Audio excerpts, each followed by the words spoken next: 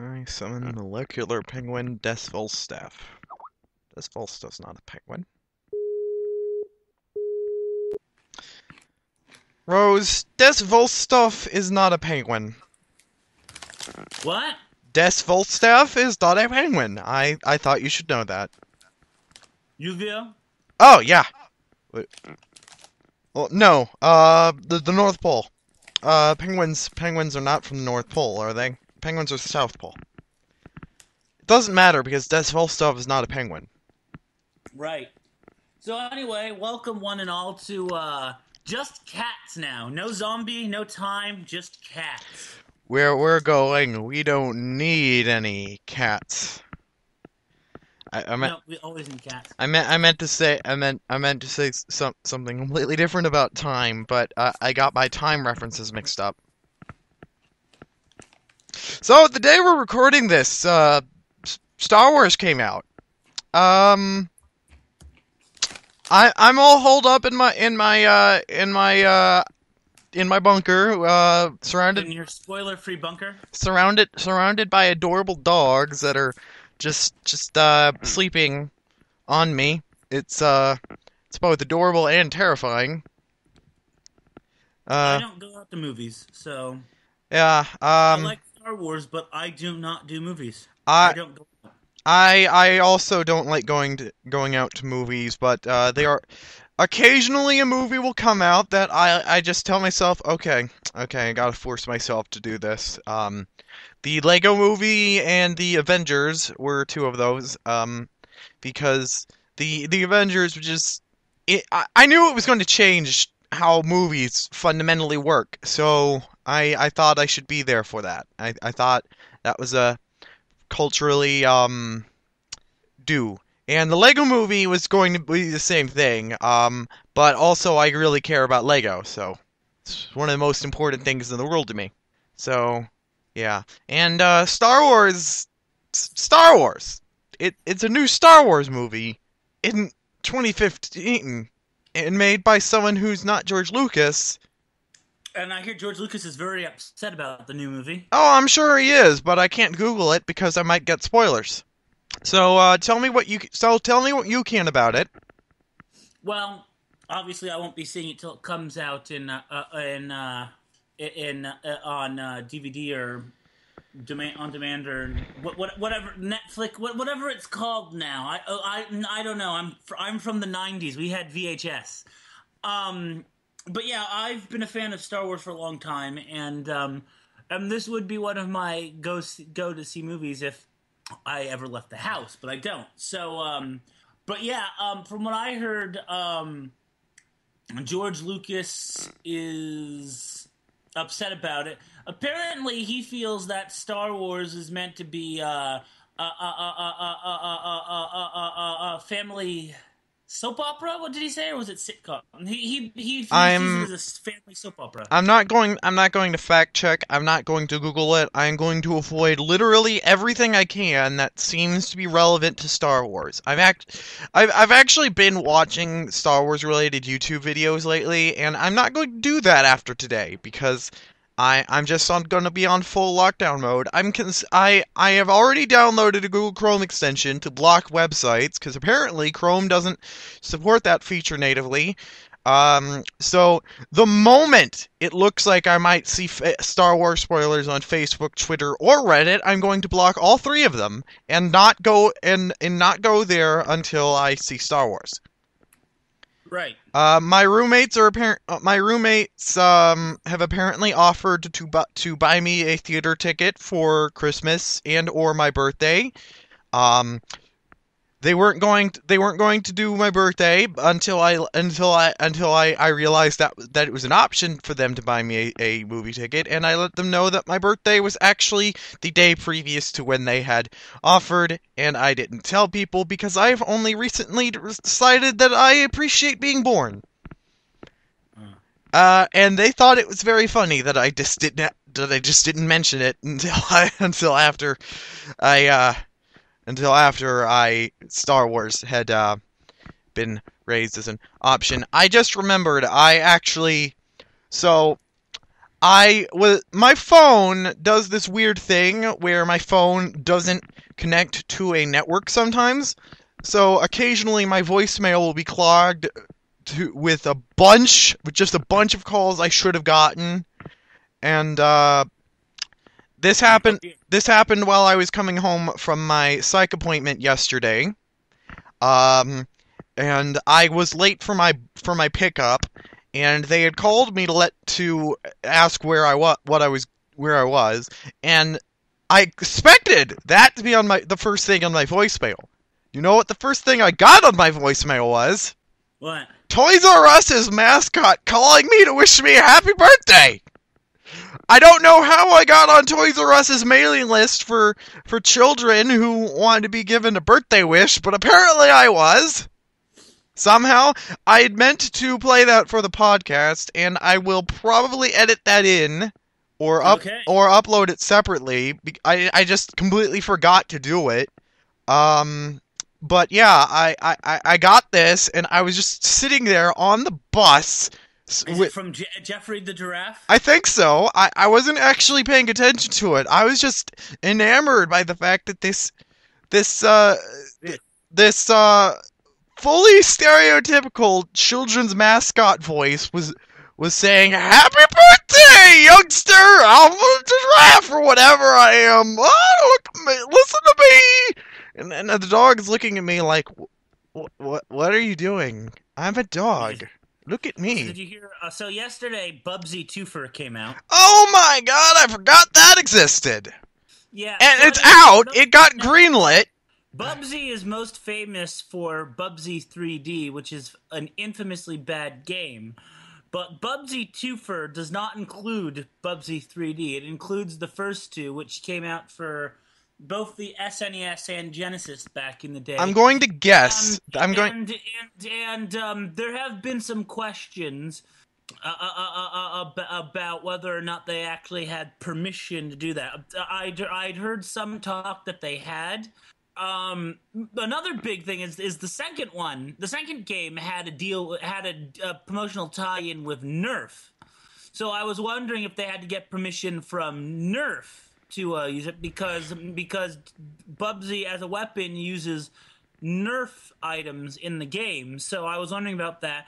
That made me, and no one else was talking about that, but that made me kind of because no one was talking about I guess everyone forgot that Bubsy 2 had Nerf tie-ins, and you typically need more. Mhm. That's usually more copyright hurdles to go through. Most games I know that re-release and have things in those will edit out the copyrights. Did they not I'm do that with this? well. Well, it gets more complicated, but that would be harder because you'd have to remove entire items from the game because they were Nerf items. Well, see, no, you But can just use. hold on. Okay. It gets more confusing. Yesterday, as it came out, the people decompiled this and found out that basically the Steam game, is basically running on ZSNES. You're kidding, right? No, I'm not kidding. So basically, the game, which is not meant for commercial release, has been put into a commercially released title, which of course could cause first of all could cause problems for the for that ROMing community and stuff, because in general that kind of thing is kind of frowned on copyright wise anyway, and now. But yeah, so the entire thing, Bubsy Twofer. If you're looking to get it, I mean, I wouldn't, because once it's taken off of Steam, they'll probably take down all the copies of it as well from your Steam catalog. But No, the way it works with Steam is that once a game is no longer on sale, if you have any copies downloaded currently, then they can't un undownload those for you. there have been exceptions. There have? Yeah, there have been exceptions. That's weird. Then I don't know if you're able to actually get them off of but there have been exceptions where games have stopped working after I've seen a crawl. I've heard this before. Again, I think it does require some sort of stuff like that, but in general, this game is not legal. Once again, this is another example of Steam having a game on their stores that is not legal for sale, and in this case, it involves a Super Nintendo emulator, which of course involves Nintendo's copyrights, and yeah, you'd better believe that Oh yeah, they are in for some serious shit. yeah. But then again, this is so typical of Steam, though. Steam is what Steam is basically the is the epitome of Western libertarian culture.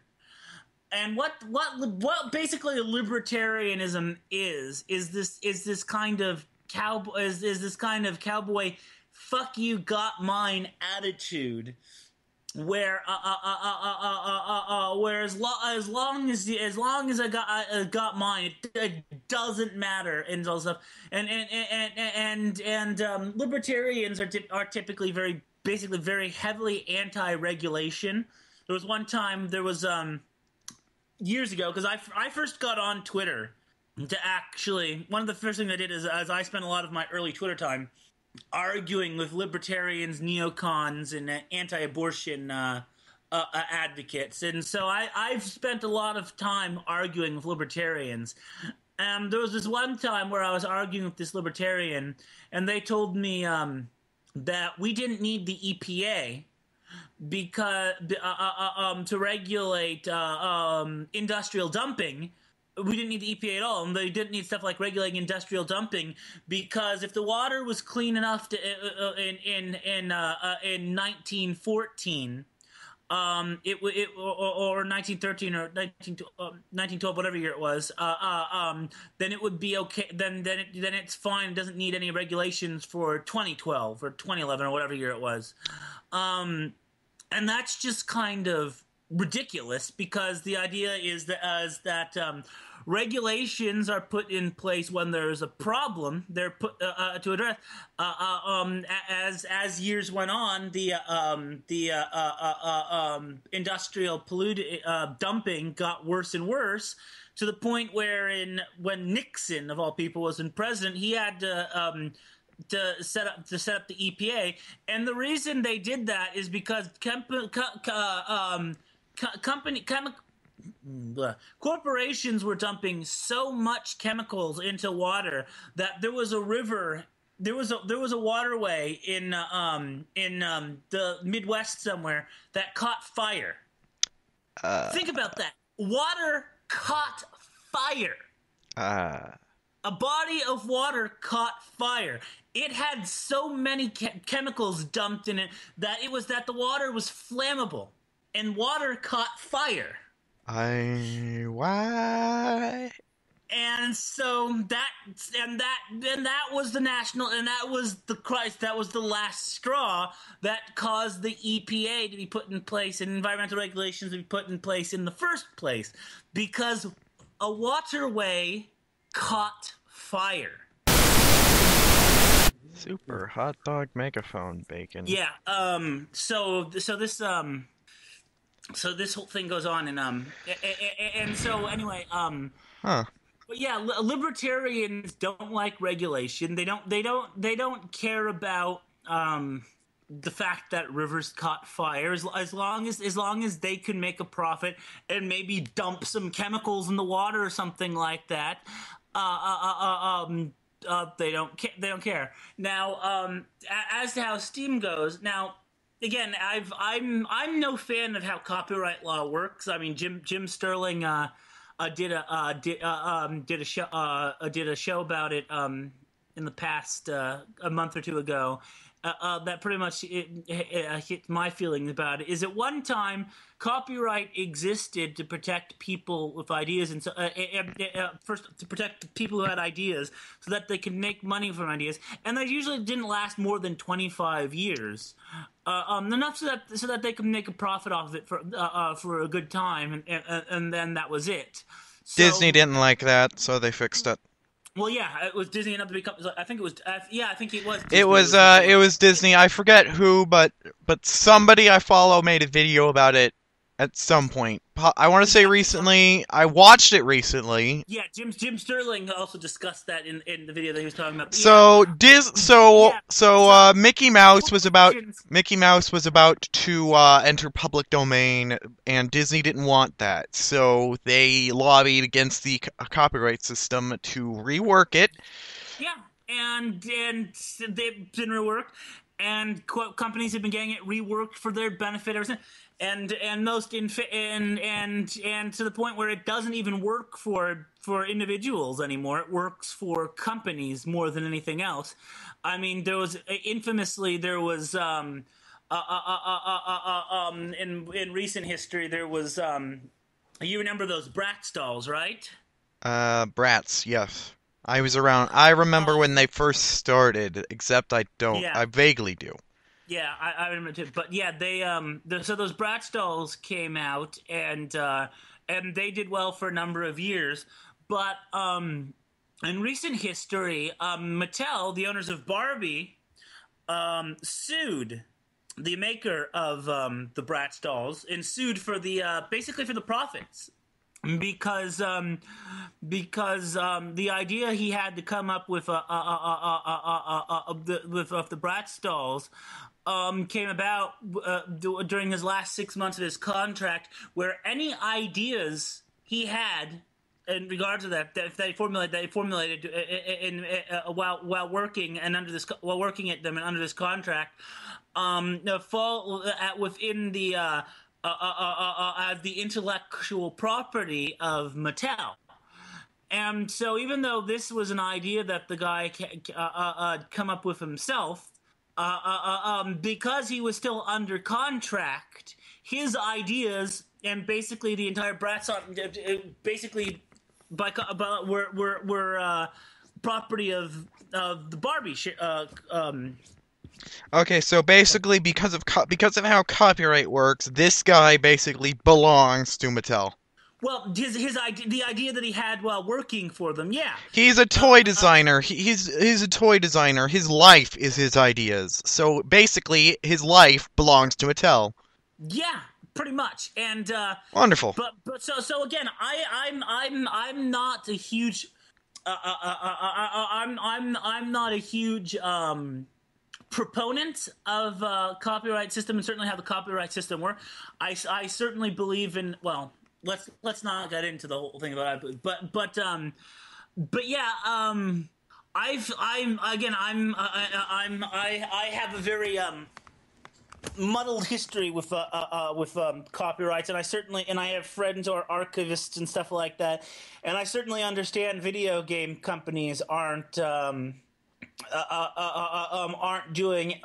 doing their part to make sure that that games are archived properly, and are basically treating them as treating them as their toys. As the history of them is basically theirs to play with, and they're using copyright law to even prevent archivists from doing their jobs, and basically making it real sure to preserve a lot of these games for future generations. And so I appreciate things like ZSNES.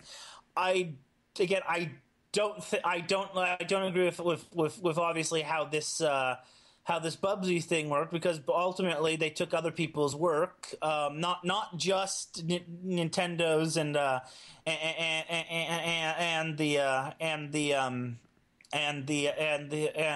whatever company made Bubsy, but they also took the years of work from the people who made ZSNES and the ROM, and did all the ROM working to make the ROM work and stuff like that.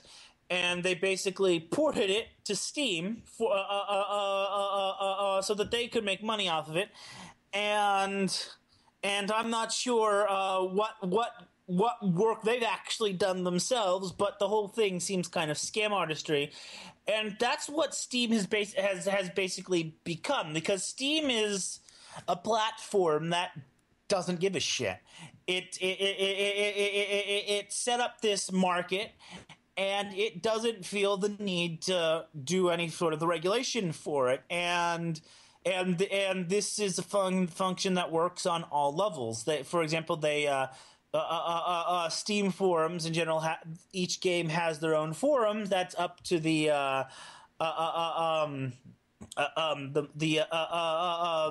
person who put out the game to moderate, and they oftentimes are heaped with lots of abuse on them. To the point again where I've stated before that I feel that Steam forums are such a thing that comment threads should be deleted. I think it's fair for comment threads to be deleted wholesale, because even when real stuff is being when real stuff, like say someone is throwing up ZSNES games on there, even still, the kind of abuse that these kind of people tend to get, even if they are committing something that's illegal, the things that are said to them oftentimes are abusive and in no way okay. And so you've got that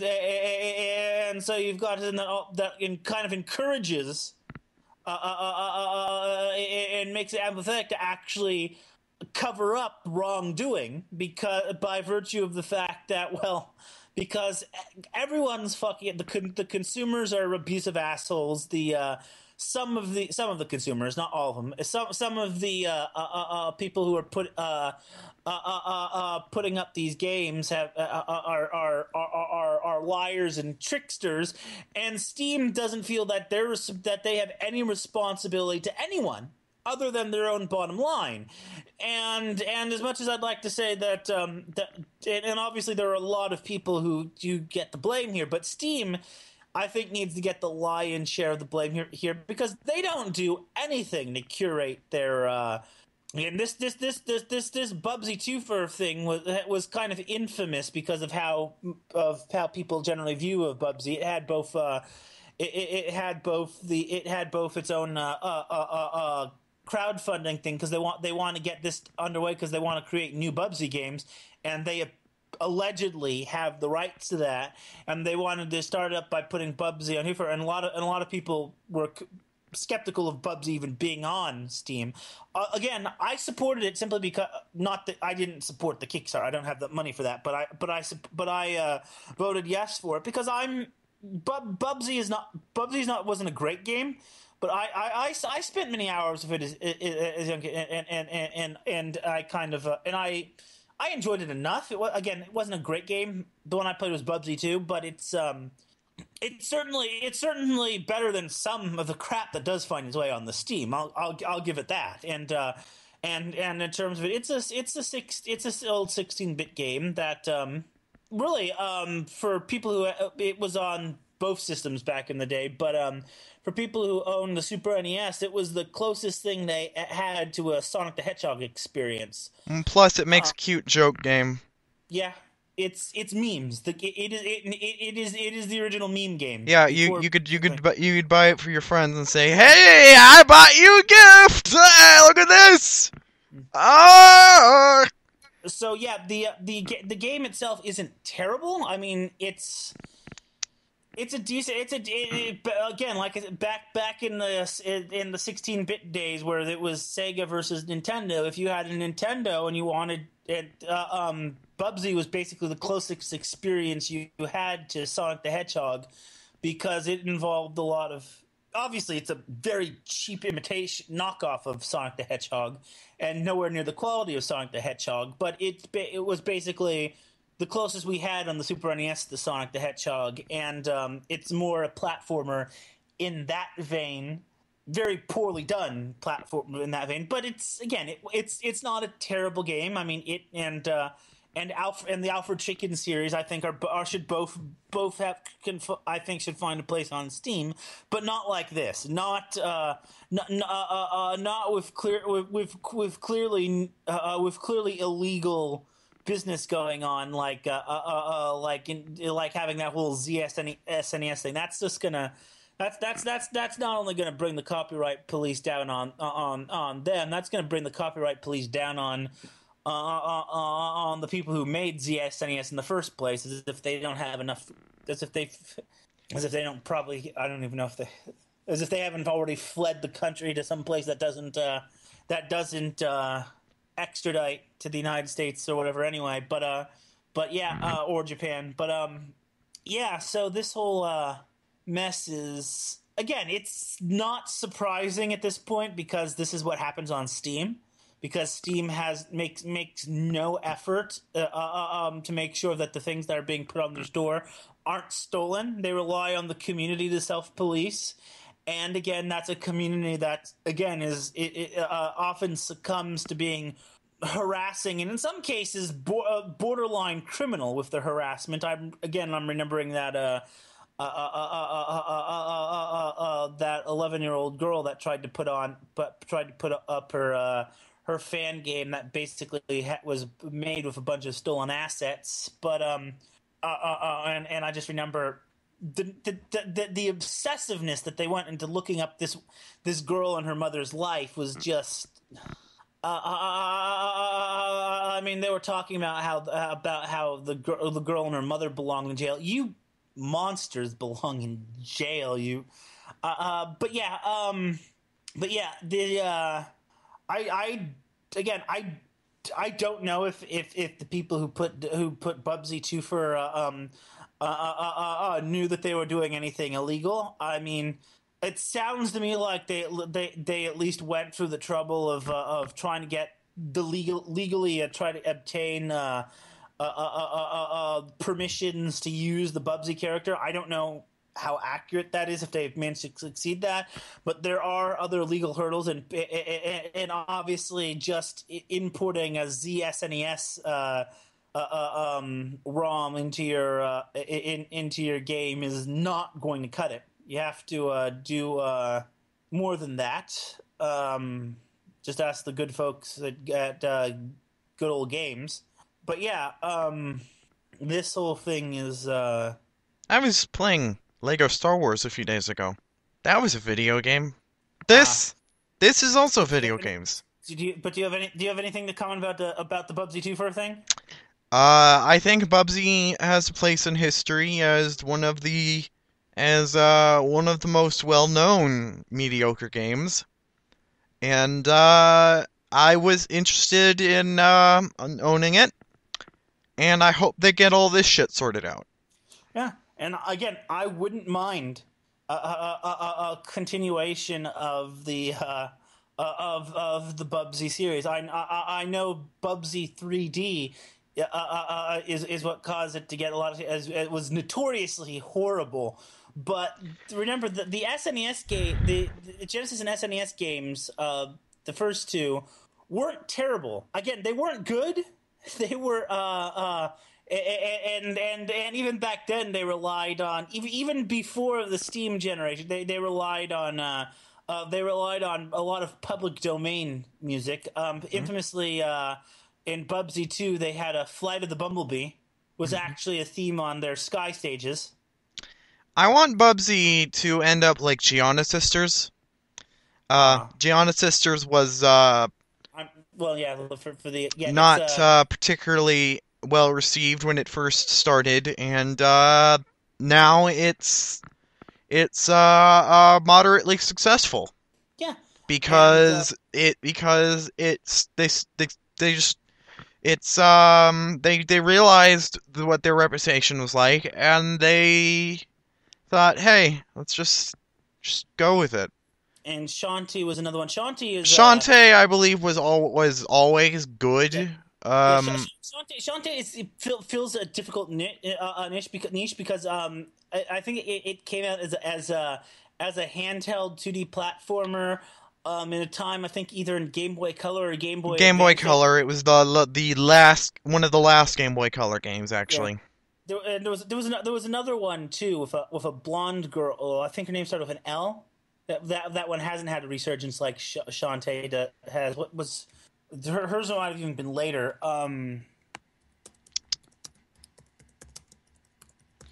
This dog is adorable, but she keeps laying her head down on my trackpad, and that makes my mouse go haywire. Oh gosh, what? I think it was it's standing right there. On the Okay, so Shantae, was it the same developer? No, it just Before I hit enter on this Google search, this has nothing to do with Star Wars, right? I'm looking for it myself. It no, it has nothing to do with Star Wars. Let me see here. Just regular cats. The game, the podcast where two cats Google stuff. Let's see here. It was. I'm pretty sure it started with an L. Let's see here. Let's look under L. Okay, I am. Sia. Lady Sia. That was it. 2001 Game Boy Advance. Yeah. Okay. Well, okay, I'm Googling that then. And okay, still no Star Wars spoilers. That's good. All right, this box art looks familiar. Yeah, Lady Sia was again that came in a time where platform or 2D platformers like that were not were falling out of place in that time, and games like Lady Sia and Shantae came out in that time and dared to be 2D platformers in a time where 2D platformers were on the way out, and now with the resurgence, that's another game I'd like to see. Okay, seriously, Tink, stop. You're adorable, and it's adorable when you put your head down, when you lay your head down on my computer, but when your head's on the trackpad, it doesn't work. And Tink's just staring at me like, I don't speak English. I'm a Chihuahua. Dogs are cute. Hello? Hold on, I'm reading something. Hold on. Okay. Huh. Anyway, but yeah, Bubsy is a game I'd like. There are a lot of cute 2D games that I wouldn't mind seeing resurgence. Again, I bring up Alfred Chicken again. Alfred Chicken, I think was it notoriously hard, or was it just a game that was impossible for me? I couldn't get much further past the first boss. The game sounds familiar, but it doesn't ring a bell. I'm sorry. There was an Alfred Chicken for the NES, and then there was a Super Alfred Chicken for the Super SNES, and I played the one for the SNES. It doesn't ring a bell. I'm sorry. It sounds familiar, but it doesn't ring a bell. Think Billy Hatcher and the Giant Egg, but instead of having a kid in a chicken suit, it's just actually a real chicken, and it's also a 2D platformer with springs and just spikes everywhere that are going to kill you. Okay. It's basically one of those games where it was a platformer that had springs and jumps everywhere, and you had a character that I think they could flap their wings a bit and they could do a dive bomb on enemies with their beak, but now it sounds like I'm describing a 2D Banjo-Kazooie. But yeah, it wasn't that great, but I spent a lot of time never succeeding in it. So, penguins. Yeah, but so there are yeah. Was there any good Penguin games back in the SNES era? I'm not sure. I just started to say something and then I realized you were still talking and I need to not interrupt people. That is a thing I need to do. Well, if you think I'm being boring, No, you're not being boring. I just have the attention span of a flea. No, a Mobius strip. A Mobius strip. Okay. I can both pay incredible amounts of attention to random things and not pay attention to anything at all.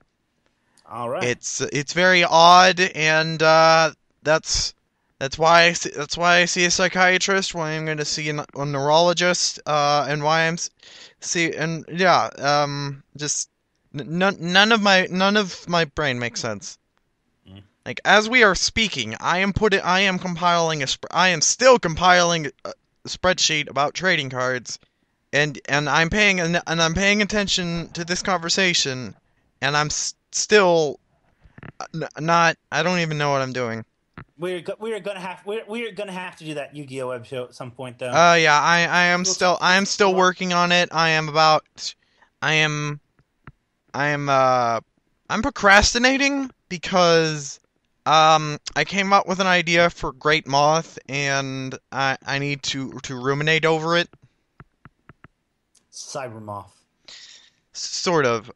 So um so the But another but yeah, we'll talk about we'll work out a Yu-Gi-Oh show. I'm very much hoping to do more about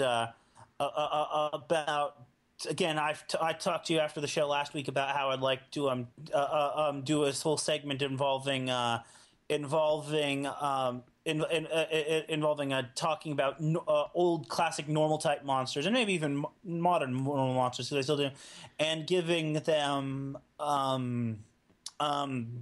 effects that match that might fit their description, but also make them I'm particularly interested in Shape usable. Snatch.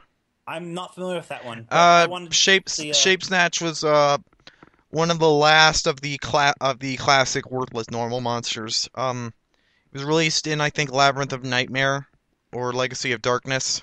just the name shape snatch. I can imagine all kinds of A bow tie with horrible power. It attacks by an opponent by controlling others. 1200 attack, it's 1700 it's defense, level 5. it's a bow tie. No, it's just some kind of weird robot-looking thing with a bow tie. For some reason, its lure says it is the bow tie. So wait, is maybe it's the bow tie and it's controlling whatever the monster, whatever that robot monster it's on is. Yeah. And one of the things I'm particularly interested about, okay, so for starters, the card itself is a meme because it was one of the last of the classical worthless normal monsters to be released.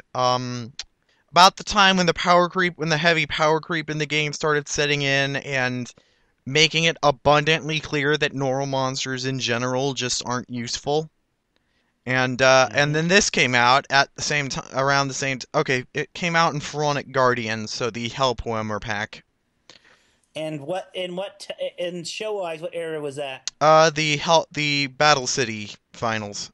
Um, it might have actually been Battle City, the Bakura duel in Battle City finals. Normal monsters still had a place back then, though. I mean, Yeah, but well, I mean, they were starting to lose. the weaker ones, certainly. Okay, so So to put it in perspective, Celtic Guardian was given its effect monster retrainment in the next arc. So, okay, yeah, but but yeah, yes, Shape by Snatch.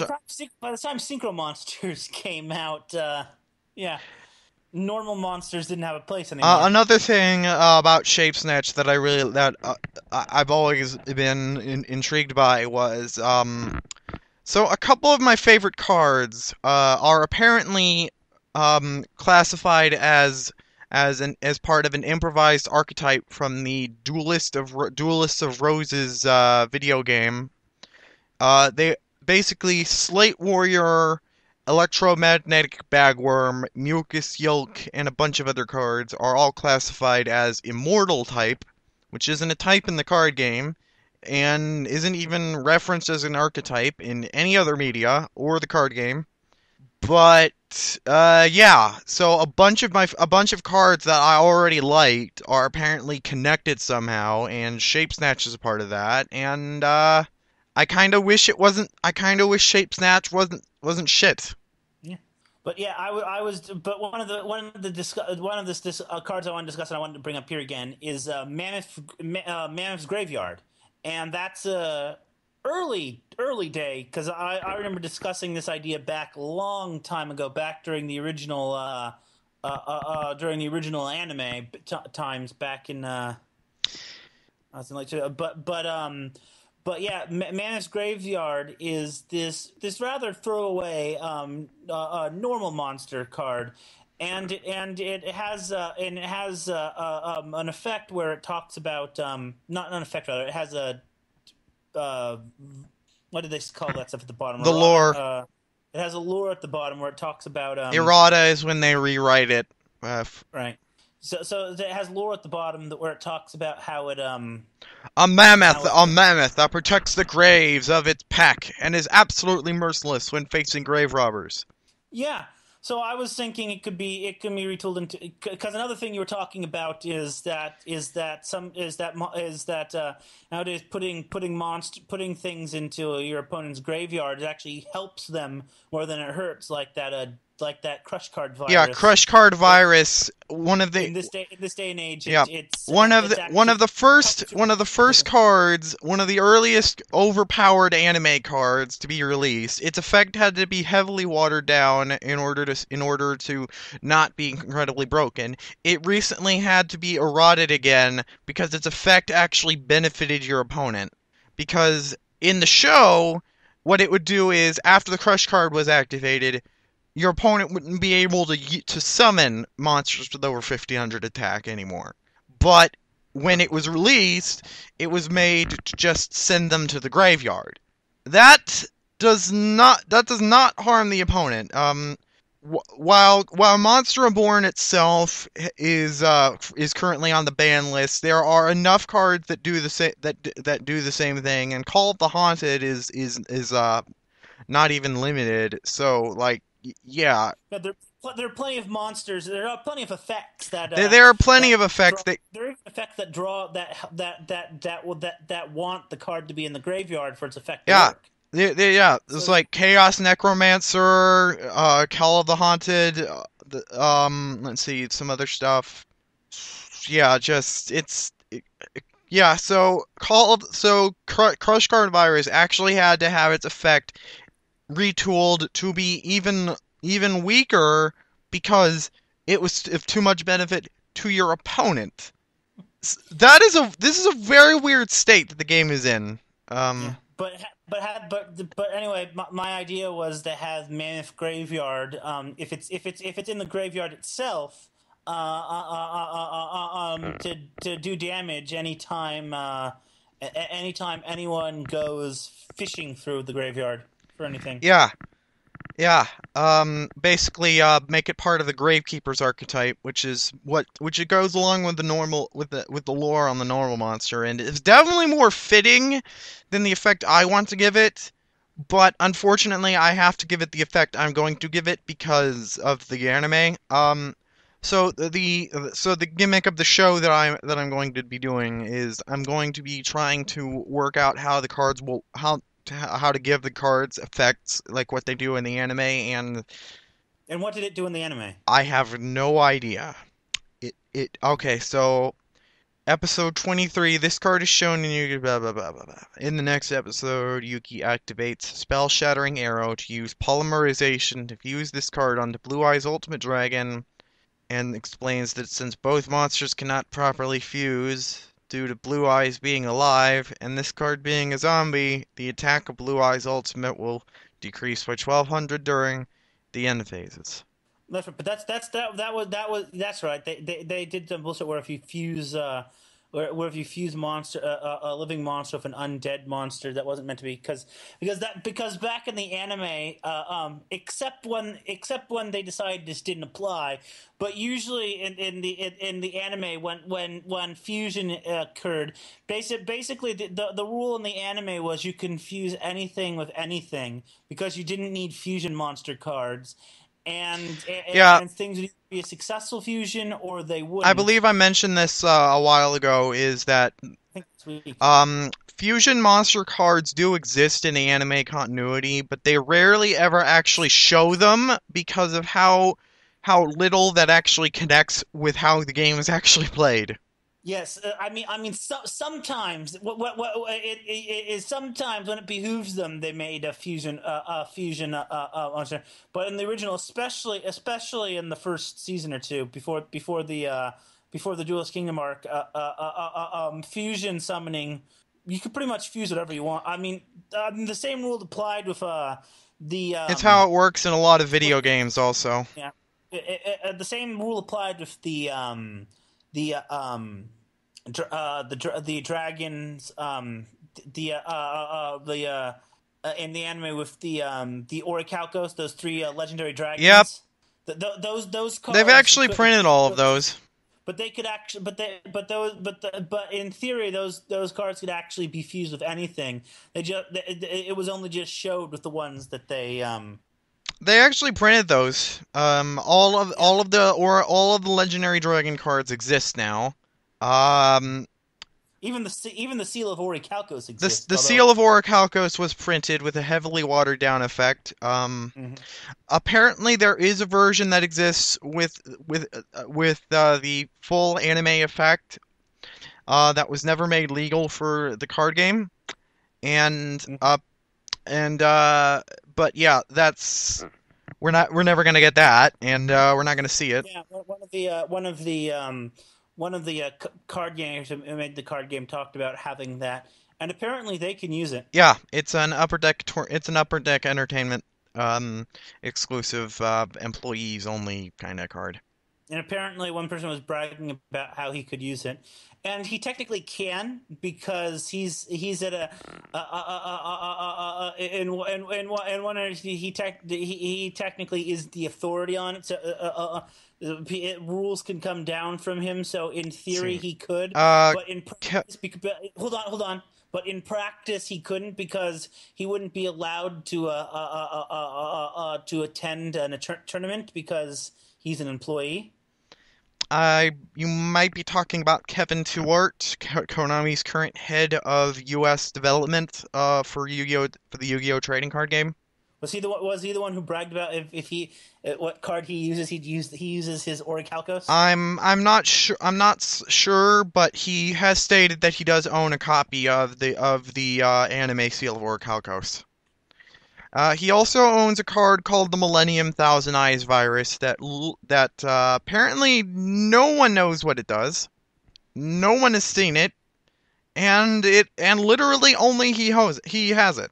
So Yeah, it sounds like a because Pegasus had the that Thousand Eyes restrict card, Thousand Eyes are and strict. he also had the Millennium Eye. I remember Thousand Eyes are strict. When it You know what? I wonder if it's a fusion between the Crush Card virus and Thousand Eyes Restrict. Can you imagine? Yes, that's probably what it is. I can't Thousand Eyes Millennium Virus. Yeah, it's probably what it is. And it's probably like anytime your opponent summons a monster, it's immediately destroyed, and and the play and your opponent takes damage equal to the amount of attack points that the monster had. Some crazy nonsense like that, but it has ridiculous amount. You have to get Thousand Eyes Restrict, and then you have to use super polymerization with I don't know. Anyway, so Mammoth Graveyard was presented in the anime. For starters, Mammoth Graveyard, confusingly enough, is not a zombie type monster. It is a dinosaur type for some reason. Yeah.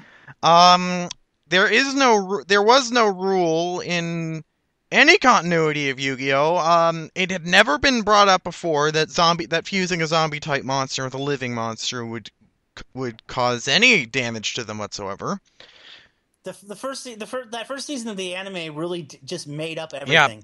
Living Arrow, according to Kevin Twart, has been printed as a card called Spell Shattering Arrow, and literally the only thing these two cards have in common in terms of card effect is the word opponent.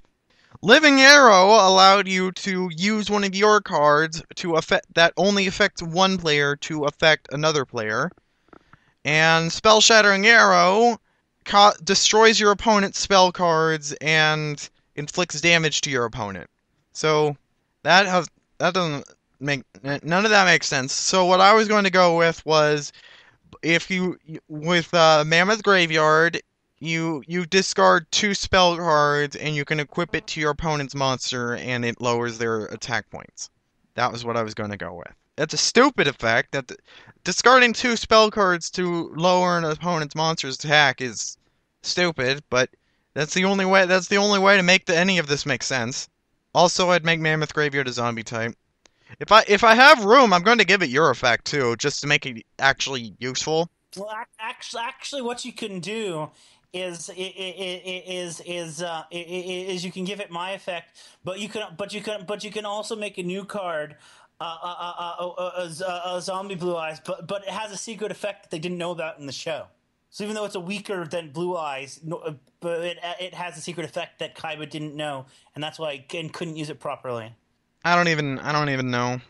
And its effect will basically be will basically be a retooled version of Obelisk, the Tormentor's effect. I'm more interested in making the show work, but giving my own spin on it. So, but I am interested in a blue eyes zombie dragon with Obelisk's effect. That because the blue eyes is stated in the anime to have just as much power as Obelisk, but it's only actually shown in d d Dragon Master Knight is the only Blue Eyes card that has the same amount, the same kind of power as an Egyptian god card, and um, Oh, I know what the I know what effect it has a deadly noxious breath, and when it's first summoned, it can destroy up to three of your opponent's monsters instantly. there's a two-headed Blue Eyes White Dragon fusion that's coming out for the I assume it's coming out for the movie. It So it only uses two blue eyes instead of It only three. uses two blue eyes. It has the same attack and defense, and it can attack twice. Basically, It has the same attack defense as blue yeah. eyes. So basically, it exists to reference how in for like 5 minutes, Blue Eyes Ultimate Dragon was treated as just being three blue eyes on the field. That it could attack separately, and that they all had 3,000 attack. It was weird. Yeah, the original anime did some weird stuff. The original anime did not make. First season, yeah. Yeah. When I do my show, I both dread and am excited for getting to the Paradox Labyrinth. That's Well, one of the things that's going to be that will be interesting to talk about that will be an endless source is polymerized that should be a segment is polymerize anything with anything, and we theorize what would come about if we polymerize this monster with this monster and made them into a fusion, and that can be one of the segments we do. there's a relinquished Karibo now. What? There's a relinquished Karibo. I'll get it for you. It's called Reling Karibo. I don't. It exists. It exists just to reference how Yugi defeated Relinquished with Karibo in anime. That's I think it also supports ritual monsters. There. I just linked it to you. I'll link it in the description there. If this card is tributed, draw one card. If a monster you control would be destroyed by battle while this card is in the graveyard, you can banish this card instead. And it's basically Karibo with Relinquish's claws, and I think Relinquish's eye grafted into the back of it. Yeah. And I fairly certain that tributing it for that using it for a ritual summon would count as tributing it, and you could draw a card for doing that. So, yeah, that works. Um, but also, but yeah, having a segment where we just imagine what would happen if you fusioned two monsters together would be a fun little game we can do. Right. But the reason I brought that up is because at this point, every idea that Konami has for fusion monsters, they just make into effect monsters. Hello? Yeah, but the idea here with the is the fact that you wouldn't need you wouldn't need the fusion monsters weren't extra decks, but here you just if you have two fusion if the idea is if you fuse any two monsters you make a monster, and we discuss it like that would be the premise is that any two monsters can be fused with polymerization without the need for a card to summon in your hand. Yes. And what would those monsters be like? and obviously we'll never get all of them because there's just too many. But yeah, um, and then of course we'll have to factor into does having a monster equipped with something already change the formula. Like if you have the if you fuse something with the dark magician, but the dark magician is already equipped with, like, say, one of the with a spellcaster item, does that change the formula any? Yeah, I just blew your mind Sorry, I wasn't paying attention. I was confused by a thing. Sorry. because I blew your mind. Yeah, Yeah, we'll go with that. yeah. Anyway, what I was saying was is basically work on the idea that if you any two monsters can be fused with polymerization, and we'll discuss what some I'm gonna edit like most of this out of the podcast. I hope you know that, right? S- s- no, this is gold. This is, We're but discussing. a lot of this is spoilers for the show I'm making. Yeah, well, we're discussing. But you're building an advertising interest in it. You're building interest in this new Oh show. yeah, interest. Okay. Yeah, and that's why we're discussing possible segments in it. And as a matter of fact, if the new show is popular, we can have fans submit to monsters that they'd like to see fused, and what And my effects they'd cat. have. That way we can have an interactive element to it Yeah. to make people think that they're part of the show. Yeah. We can we can deceive people. Yeah. Make An interactive, we yes. can make people think that We, we, we can pretend that we're going to have fans. we can make people matter. We can make people think they matter when they really don't. No, they matter. No. Yes, they matter. No. Yeah. Penguins. Penguins, man. Penguins care. Actually, penguins don't care. They will murder you. They are savage in Yu-Gi-Oh. Oh yeah. They are- Yeah. That's another thing we'll have to discuss one day. Is a full penguin archetype. Yep. So, That we'll have to dedicate a show to penguins. all right. I just got done cataloging all of the cards in the virtual, all of Yugi's cards from the virtual arc. Surprisingly, all but two of these have been printed. Interesting. Quick Attack and Rainbow Blessing are the only two cards Yugi used in the first three arcs of the NAS anime that have not yet been printed. Interesting. Konami, if you want to prove that you're not total assholes, print Rainbow Blessing and actually call it Super Kawaii Moe Desu Desu Mode, or whatever it was little Karibo called it. Just actually do that. All Awesome. will be forgiven. Or you can just keep shitting on everybody and everything. On yourself. Yeah. Keep shitting So, yourself. Hideo Kojima has partnered with Yeah. Sony to make a game. Yes. That's happening. Yeah. That's I I don't am know. a I was never a fan of Metal Gear.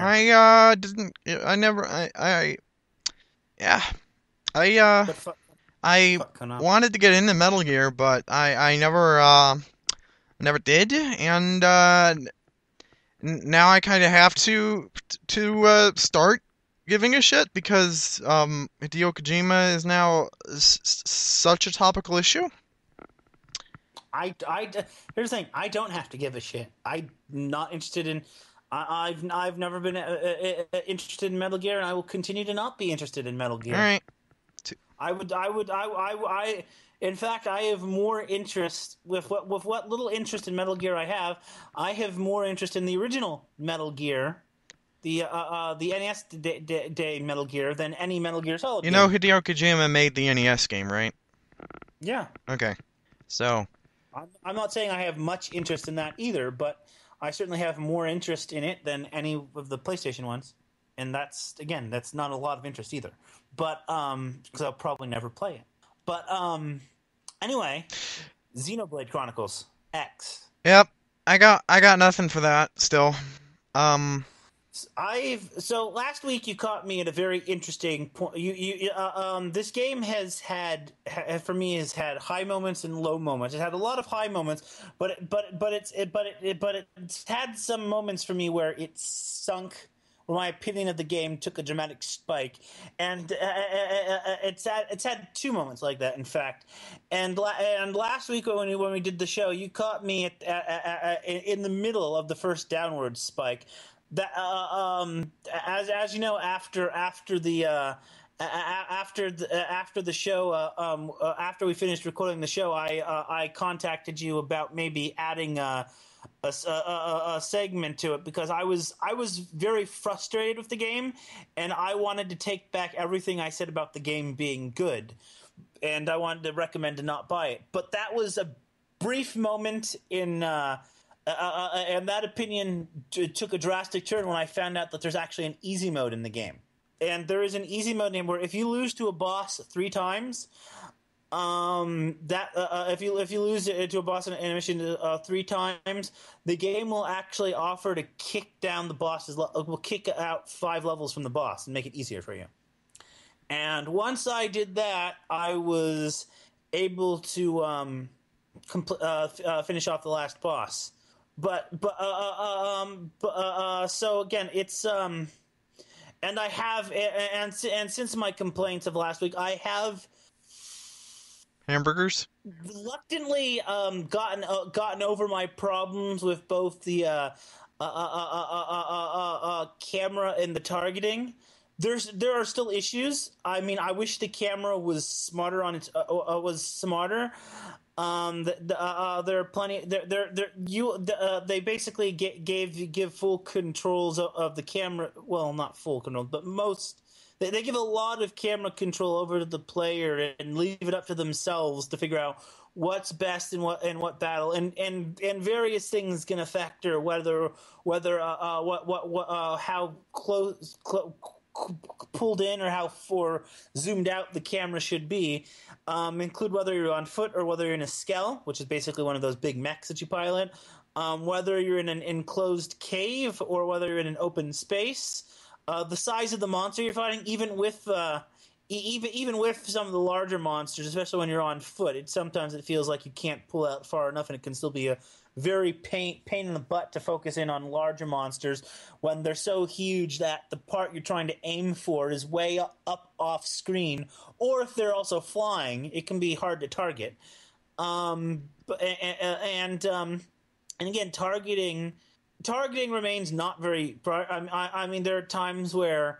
I've got an enemy dead set in the middle of the screen, and I'm moving closer to it, trying to target to it so I can attack it before give it a preemptive strike in, and there are times where it's locking onto enemies, sometimes that aren't even on screen, and trying to get it to cycle through the. Trying to get it to cycle through, because you can't just cycle through with a press of a button. You actually have to hold down a button while pushing another button, and there are 2 buttons, and sometimes trying to get it to cycle, and sometimes still I have an issue where it doesn't seem to want to target the enemy, so I have to not only do I have to toggle the cycle button, but I have to move around a bit until the game finally decides to recognize that the enemy I want to target is as an enemy to target before it targets them. So again, there are some issues. I do wish the cameras was smarter and the targeting system was smarter, but overall they do. It is something that can be worked about with time. Again, they have sort of dumped it all on you and left it up to you to. Yeah, and again, it's not the greatest system, but it's workable. So it's not a huge flaw, but again, it's something I think could have been implemented better, and I think has been implemented better in previous games. And again, with the fact that targeting doesn't zoom you into a nice camera angle, so you can focus. Doesn't keep the camera focused on the enemy you're targeting, so you can be targeted on an enemy and be looking around all over for the monster you're targeted on. That's still a pain in the butt, but it's a system that you can get used to. But it's not a terrible flaw in the game, but I will say that it is a flaw because because it could have been implemented better, and I've seen games where it's implemented better. So I mean, it certainly knows Zelda Z targeting. Do you know what I'm referencing? Ocarina of Zelda Time Z seed targeting. marketing. Yep, it's a mechanic that people like, I think. Yeah, I hope so. It's always been I enjoy my lock-ons and my auto lock-ons. It's so I'm not searching all over the place. It's convenient. It might not be the most realistic of things, but it's nice. And but also the game itself is it's a good. It's got a lot of again. It's a massive world, so you will be wandering around a lot. You'll be doing less wandering and less. You'll be moving around a lot faster, and the world will become a lot not as big once you have that.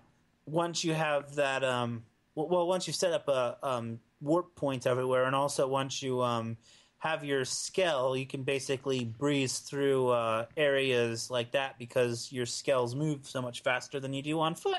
And I've been taking lots of pictures from the game using the Me versus image capture software, and I've I'll even I'll send you I've been posting them to Twitter, but I'll send you one here so you can see. This is my character, and my mech, which is my Skell, which is in its robot form, which I mean it's a vehicle form because they can switch from robot to vehicle. Should I link this? Do you Yeah, see I that? see it. Should I link this to Um, the to? no, Okay. no, they can. I will link to a picture of a sandwich instead. Because I have this on my private Twitter, but that wouldn't show up to people. So Yes, I will link to yeah. a picture of a sandwich instead. Although if you want to put it on Imager, I really don't care. It's not private. Shh. I'm going to make a sandwich for lunch. I'm going to take a photo of the sandwich. I'm going to link that instead Why not just get a sandwich from Subway? because Eat fresh. because I already paid for ingredients to make a sandwich.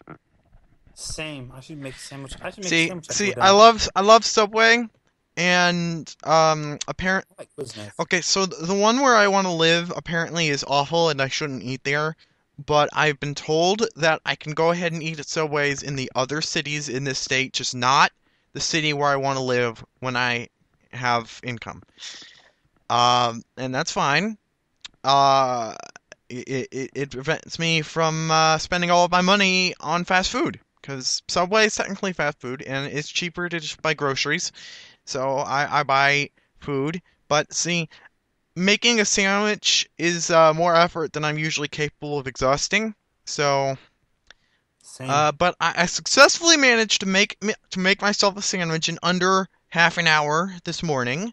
So, I did, and I'm gonna make another sandwich for lunch, and I'm gonna take a photo of it, and I'm gonna link it in the YouTube description instead of that screenshot from your game. So Nintendo Awesome. Direct, huh? Yeah, I missed. I completely missed the I Nintendo didn't because want. I was busy I playing was Play I was Cards. taking a nap, and then when I woke up, I didn't care enough to actually watch because um I I was already expecting Banjo Kazooie, and if Banjo Kazooie wasn't part of it, I would have been disappointed. And Banjo Kazooie wasn't a part of it, so I'm disappointed.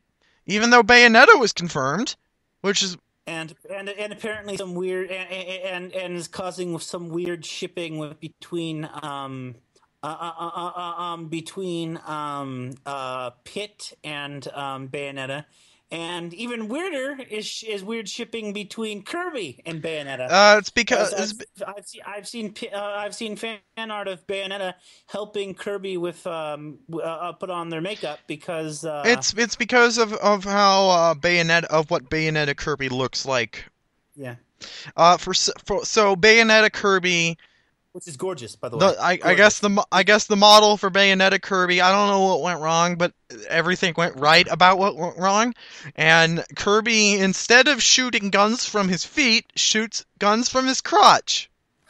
I That wasn't even referenced in any of the things I saw. really? No, the thing that I saw was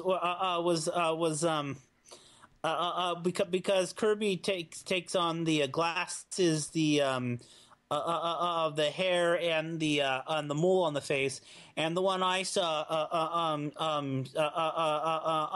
in an unusually in an unusually nurturing way, Bayonetta went down and helps Kirby put on lipstick, and say a girl's got to make herself look good, and something like that. And Yeah, it's and yeah. it was Bayonetta Kirby looks adorable, but the way Kirby uses Bayonetta's smash attack is just ridiculous, and so it both it so this Kirby works and doesn't work at the same time, and that just makes it work more, and I love it. And see, the thing is, I was expecting Bayonetta to be announced as the first third-party character. I was expecting Bayonetta to be announced for Smash before Sonic was confirmed to return, because Bayonetta 2 is basically a second-party Nintendo game. It was one of the Wii U's big games. I was fully expecting Bayonetta to show up in Smash. Certainly before Cloud. Certainly before Cloud. But no. People can now download the Cloud DLC before Bayonetta because Bayonetta was only announced recently. Because although it's probably going to be banned in tournaments with Smash Balls because it's yeah, overpowered. You heard about Bayonetta's Bayonetta is going to be very broken. She has Ryu's multiple move sets. Um, yeah, but you heard about but you heard about her final smash, right? I haven't actually heard of her Final Smash. How broken is it? On a scale of 1 to 1,000,000. It's game breaking. So It's 1,000,001 then. Yeah, her final smash, Hideki Kamiya. That's the name, right? I'm probably bungling it. Kamiya appears when you use your final smash, and says blocked, and you are immediately in your account, and your opponent's account and all your opponent's accounts are immediately blocked completely from Miiverse and from the Nintendo Network service, and can no longer access online Wait, features. what? And so it's yeah. What?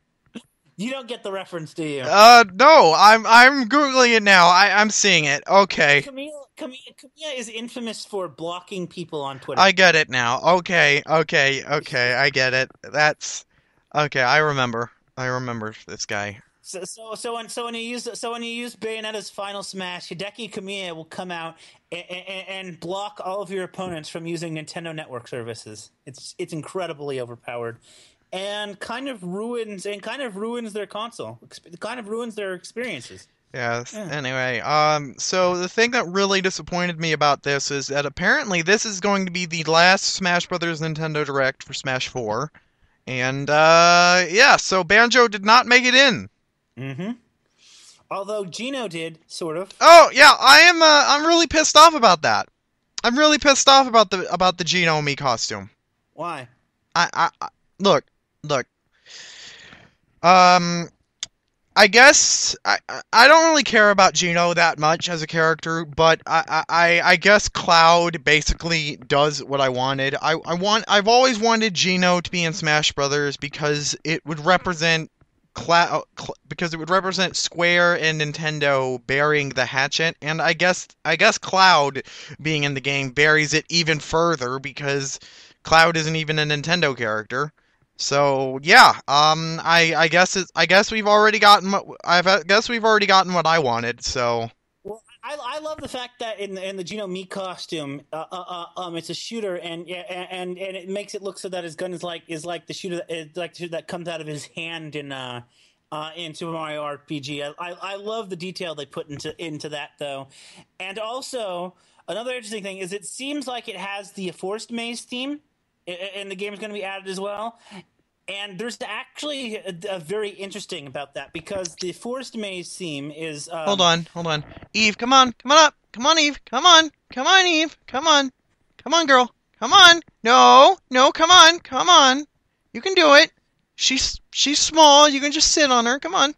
Sorry.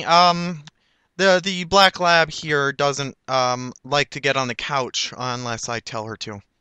And so okay. she'll just stare at me and moan like, I'm a vampire. I can't come on the couch unless I'm invited. And I'm like, no, Eve, you're not a vampire. Just because you're not a vampire, just because you have a vampire name and you're all black and you like to suck the blood from sheep does not make you a vampire. That makes you a chupacabra. Get your facts right. Can't come on the couch. Oh, I was really hoping you were laughing at my vampire joke. Oh, You said come. I'm I'm disappointed. I thought my vampire reference was funny. You said the dog can't come on the couch. I am 12. I am 12 for laughing at that. I am so sorry. No, that's Um, not the reason you should be apologizing. You should be apologizing because I made an actual joke and it wasn't funny, and you made me think it was. I'm sorry. It's okay. So there are so the some sketches for the new Dark Side of. Hold on. But I wanted to finish talking about Gino Oh, first. okay.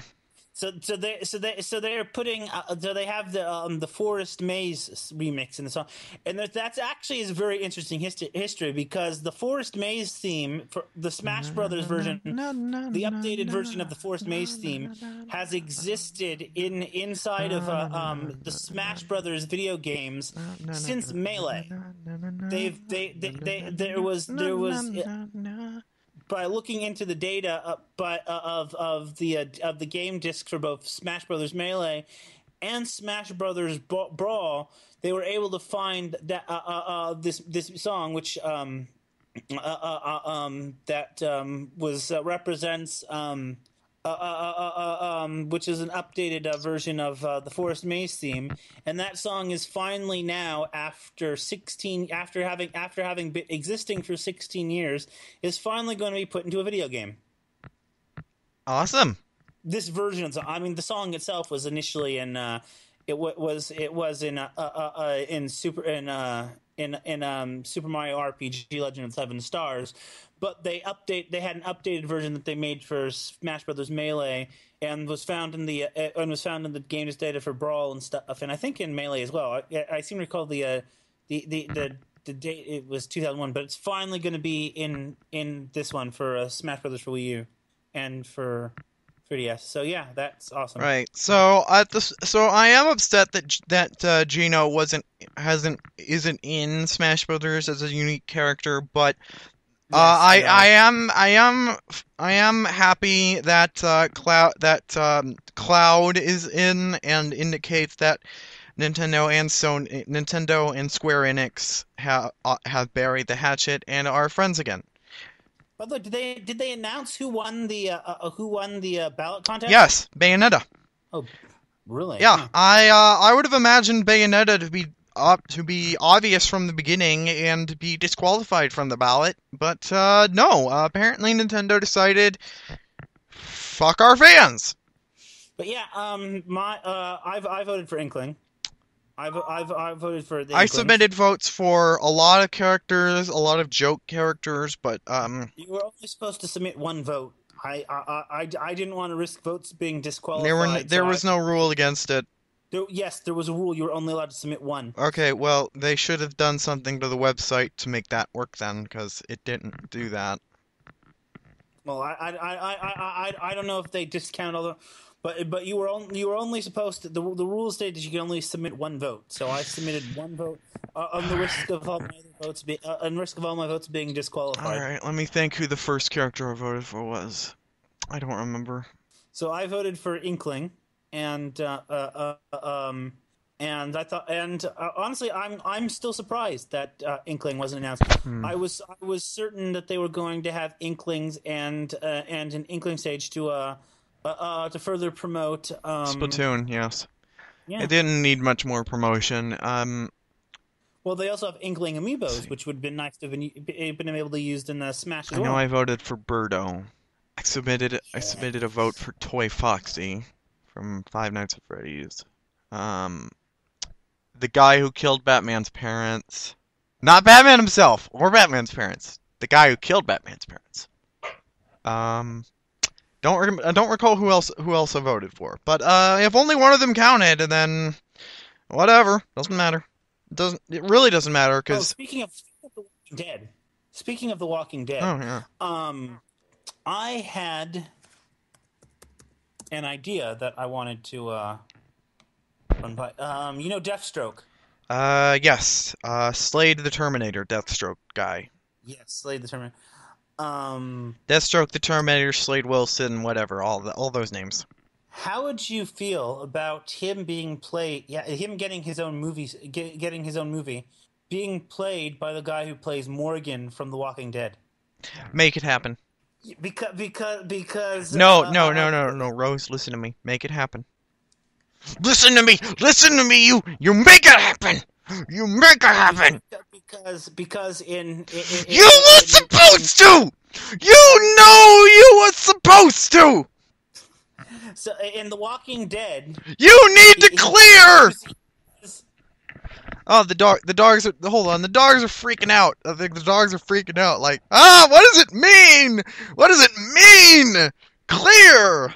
Ah! in the Walking Dead, he uses that quarterstaff, Yeah, but in Jericho, he was an expert sniper and at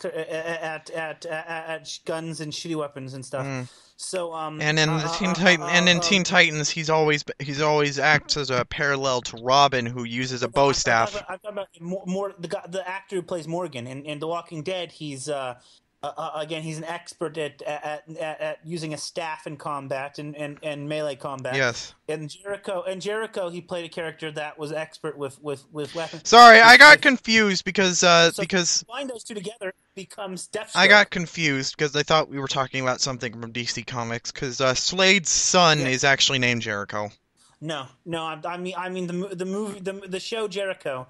The guy who played Okay, well, anyway, Robin from Teen Titans uses a bow staff or some sort of staff, and Slade is presented as an opposite thing as a counterpoint to Robin, but he never uses a bow staff, I think, or maybe he does sometimes. I don't know. yeah, but he used melee in It's been combat a to fight while against since Robin. I watched that show. Cartoon Network should bring it back. Yes, I agree. Cartoon Network should bring Um, it back, and they should just everybody who made Teen Titans Go happen should just go sit in a corner. Should just go sit in a corner. You there, go stand in a corner forever. but yeah, Lenny James is actor, and Lenny Lenny James James is should Lenny James. play Lenny Deathstroke, James is best pony.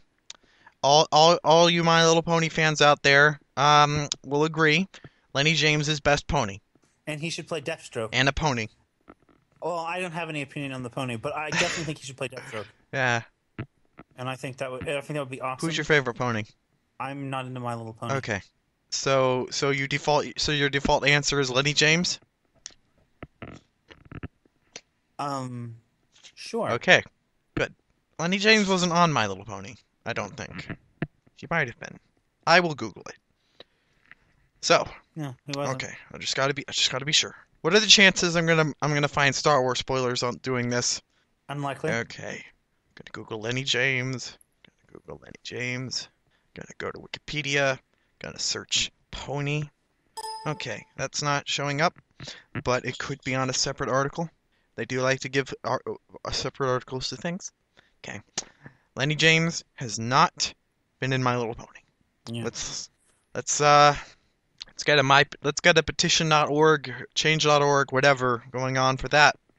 Lenny James from My Little Pony. Let's go. Why not Lenny James for Deathstroke? For Slade the Terminator? Oh, how about both? On the same petition. Petition to have Lenny James play Deathstroke the Terminator, and a My Little Pony character. I'm hanging up now. Oh, okay. So, that happened. Oops. Tune in next time for, the feud of the Time Cats? Or something?